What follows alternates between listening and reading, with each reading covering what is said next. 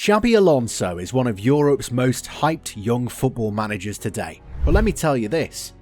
When he took Bayer Leverkusen's reins, he had no experience managing big clubs. The team was demoralized, their confidence was down, they were on the brink of relegation, and the fans had already given up. But, much to the surprise of everyone, Alonso has managed to pull off a remarkable transformation. What is the hidden truth that made him rise so fast? In what manner did he turn around the chaos to a championship? Here is what has created ripples everywhere, and people are talking about it. Let's get into it. Chapter 1. From midfield maestro to tactical visionary. Xabi Alonso was born in Tolosa, Spain on the 25th of November 1981. Perico Alonso, a La Liga winning midfielder, was his father. His first club was Real Sociedad, where he made an impression as an intelligent and composed midfielder. In 2004, he moved to Liverpool and contributed to the club's triumph over AC Milan in the UEFA Champions League, which was a famous comeback. Alonso joined Real Madrid from Liverpool in 2009. He had a successful run at the Spanish club, winning La Liga and the Champions League. Then he went to Bayern Munich, destroying the Bundesliga before retiring in 2017.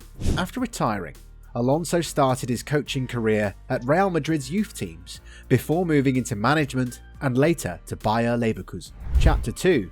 The beginning, a risky appointment. Bayer Leverkusen's choice of Xabi Alonso in October 2022 was also somewhat surprising. At that time, the team was almost at the bottom of the log in the relegation zone. They lacked spark, they were like a sieve at the back, and their attack was blunt, something that had been an issue at the club. Alonso, a man with an outstanding playing career, had limited managerial experience at the time. He'd been an assistant at Real Sociedad's reserves in the third tier of Spanish football. That was about it. No Bundesliga experience, lack of top-tier management experience. But the reason was simply that he had a football brain. Alonso was the epitome of the playmaker in the midfield as a player. Everywhere he played, including Liverpool, Real Madrid, and Bayern Munich, he was a player with good vision, high tempo, and excellent passing range. He approached the game differently, and Bayer Leverkusen's administration thought he could do the same on the bench. Chapter 3. The struggles he faced. Alonso inherited Bayer Leverkusen in a poor state when he joined the team. They'd barely managed to secure one victory in the first 8 Bundesliga games, to be precise, and they were in 17th position. Self-belief was rock bottom, and the supporters were beginning to lose patience. The first problem that Alonso faced was the stabilisation of the team. He had to build confidence in his players and establish the foundation of his approach. But even more importantly, it was not only about strategy. Alonso also brought in a new culture to the club. Similar to how Greg Popovich in the NBA, who first and foremost constructed a culture, so did Alonso. He'd been through it all on the pitch, celebrating a Champions League triumph or struggling under the expectations of playing for Real Madrid. He knew how a team behaves is equally essential as how capable it is. Chapter 4. A tactical mastermind. What makes Alonso different from other young managers is that he has tactical knowledge. He's a student of the game, taking a little from each of the managers he played for, Benitez, Ancelotti, and Guardiola, into his unique style. Alonso's first alteration was changing the formation into the fluid 3-4-3. This formation saw Leverkusen have an excellent defence, and at the same time expose their attacking players. The 3 at the back formation gave the wing-backs licence to overlap, and for several minutes there was width, as the wing-backs joined in the attack. However, the 2 in the middle also worked hard, allowing the forwards to create things. For instance, consider Jeremy Frimpong and Mitchell Bakker, 2 of the most lively players at Leverkusen. Under Alonso, they could change into vicious forces playing on the flanks, while helping defend and attack. In midfield, Alonso utilised Ezequiel Palacios and Robert Andrich to match the pace like he used to do on the field. Chapter 5. Building a winning culture.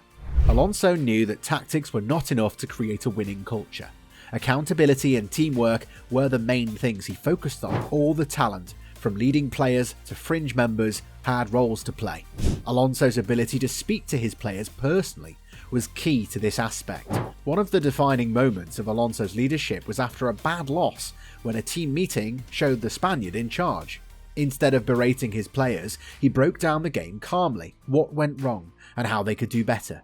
His approach was positive, not negative, and the dressing room respected that. He also knew man management. He took the time to become known to his players as individuals, namely their strengths, weaknesses, and what motivates them. He took a personalised approach that made his players feel valued and inspired them to push themselves on the pitch. Chapter 6. Historic Success. The 2023-24 season. Alonso set an all-time record in the 2023-24 season. Bayer Leverkusen did not only gain, they overwhelmed their opponents.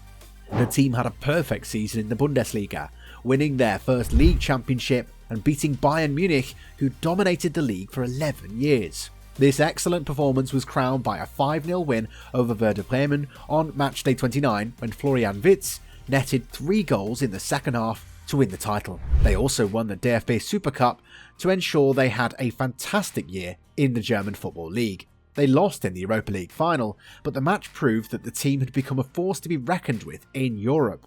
The late goals became a characteristic of their season, and moments like Piero Hincapie's goal in stoppage time against RB Leipzig meant Bayern Munich never got their lead back. The win over Bayern Munich on matchday 21 was another season turning point. Even without Victor Boniface and starting with Josip Stanisic on loan from Bayern, Leverkusen scored a big 3-0 victory. This game depicted Alonso's strategy as well as his team spirit. Chapter 7. Milestones and Momentum in 2024-25. Alonso had an incredible 2024-25 season as well. By matchday 15, Leverkusen had achieved 50 wins in 75 Bundesliga games under his command. Thus, 2024 was the most successful year of the club. This was a significant win, which saw the team demolish Freiburg with a 5-1 scoreline, showing the team's attacking force and strength in defence. Leverkusen thus won 9 of their games, drawing 5 and losing only 1, to be currently positioned second in the Bundesliga, 4 points behind Bayern Munich. They're still in the race for another title and have progressed to the DFB Pokal quarter-finals with good results in the UEFA Champions League. The win at Freiburg also had Granit Xhaka, one of Alonso's big signings, playing well in the midfield. He's been an incredible captain, bringing a lot of poise and youthful energy to the team. Wirtz remains Leverkusen's most influential player on the attacking line alongside his partner. Alonso also spoke about his chances to take the managerial position at Liverpool, a team he's played for and is celebrated at, before returning to Anfield. He stressed that Bayer Leverkusen and the project he began were the most important to him. For Alonso, it was about finishing what he'd started with Leverkusen. Fans and critics have applauded this decision, and it's also demonstrated Alonso's determination and focus. Thanks for watching. Like, subscribe, and stay tuned for the next video.